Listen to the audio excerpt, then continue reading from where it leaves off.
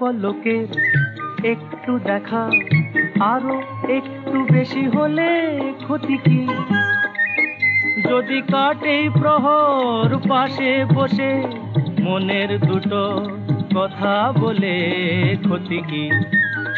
এক পলকের একটু দেখা আরো একটু বেশি হলে ক্ষতি কি? যদি কাটে প্রহর পাশে বসে মনের দুটো কথা বলে ক্ষতি কি? আহা হা ও হো হো আহা হা।